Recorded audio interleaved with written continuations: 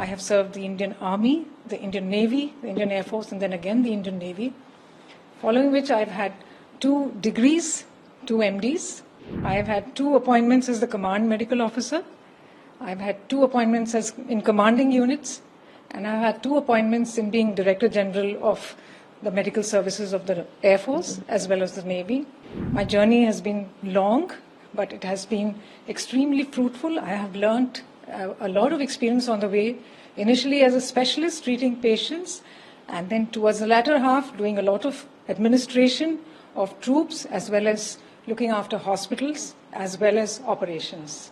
It feels absolutely wonderful that I have been able to be appointed as the first lady to be the Director General Armed Forces Medical Services, to be able to do and carry out what I envisaged and wanted to do for the medical services.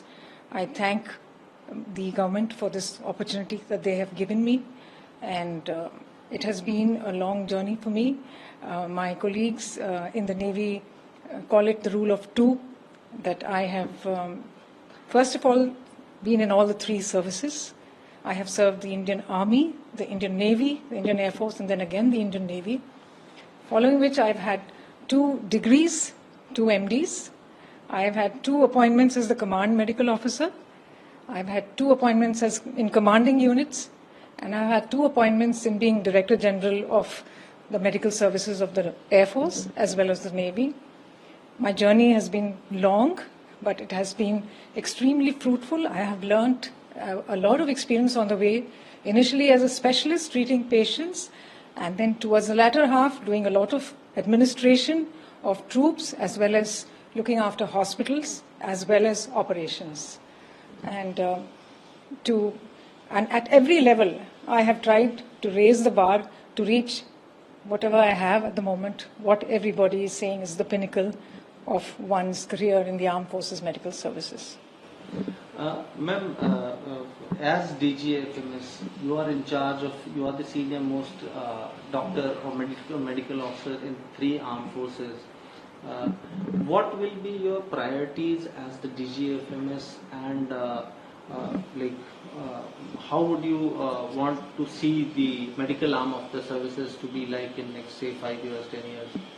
So as my role is, I am responsible to the Ministry of Defence in terms of policies that I set out in terms of medical care provided to the armed forces, in terms of personnel and the dependents, both in war and peace. My first priority would be to stabilize what has already been put down by my predecessors, to take forward what they have put down by providing what is now in the world a holistic medical care, where I would like to give them primary health care, promotive health care, preventive health care, secondary and tertiary health care, in whatever way and however way it is applicable to the places where they are posted, whether it's in peace or whether it's in war.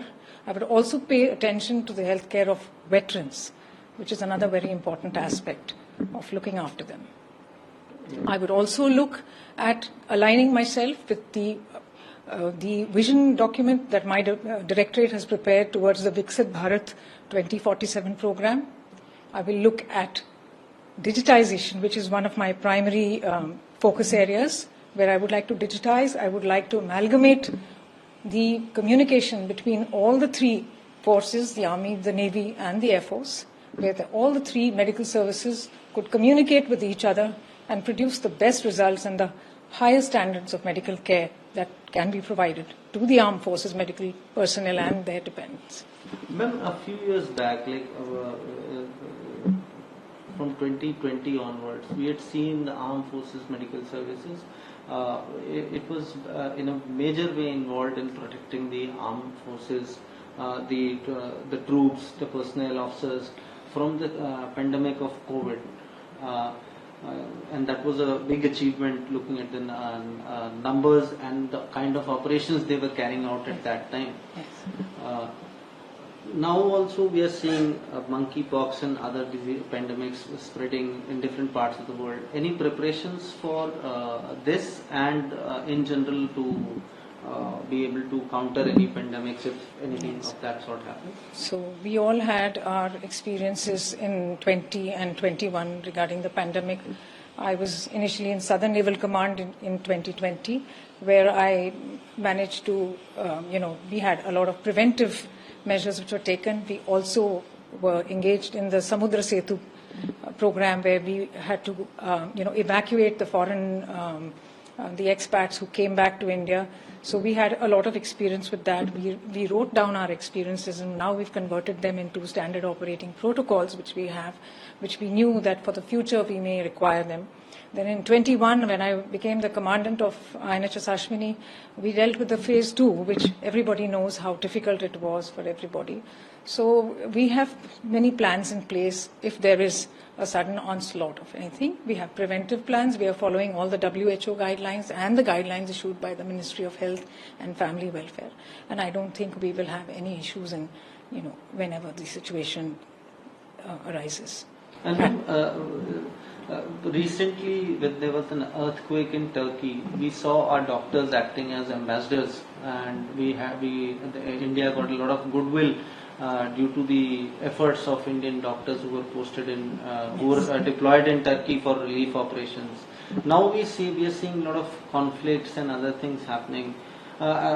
If need be, can India set up, like the armed forces, help in setting up medical facilities and other things in foreign locations if required? If we are tasked to do so, we have the capacity to do so. If we are tasked to do so by the government, we will be able to do so.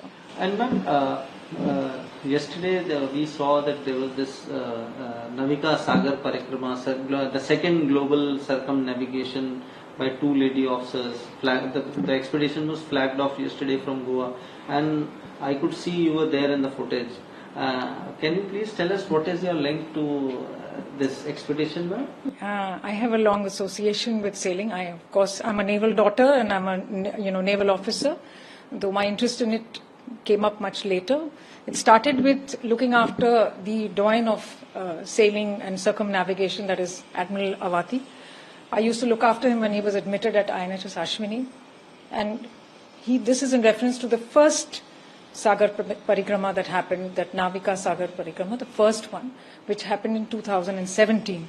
And every day I would know where the boat was and what issues that they had or challenges that they faced. He would share them with me, and I never knew that I would be connected with it in some way. I slowly started getting invited to talk at the functions where these girls, when they completed the circumnavigation, came.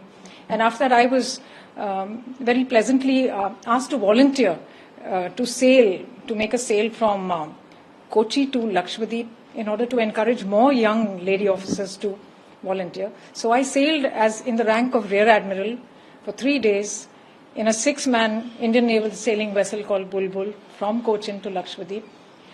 And I think the girls, both Jilna and Rupa, say that they were encouraged by seeing me sail. And sure enough, in 21 September, they volunteered. They were trained for 3 years.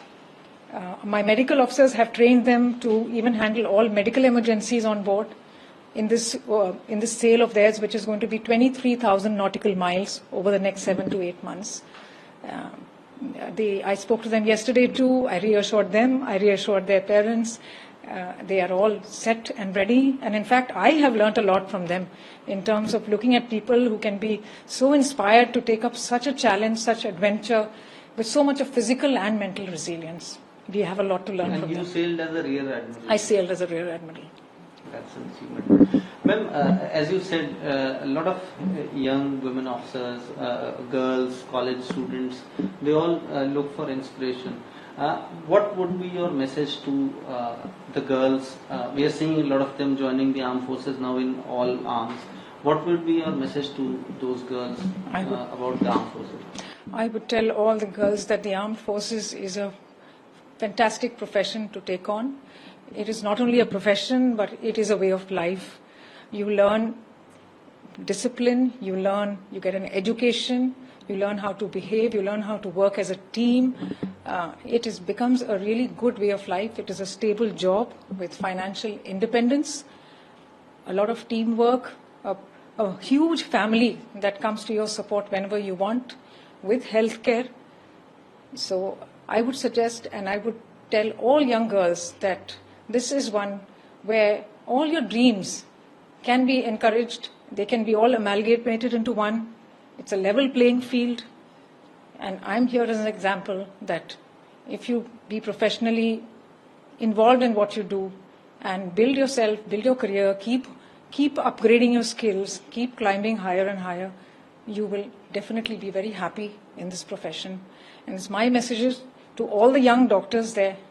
Please join the Army Medical Corps, serve the nation to protect the protectors. I am sure that you will be very happy and professionally satisfied.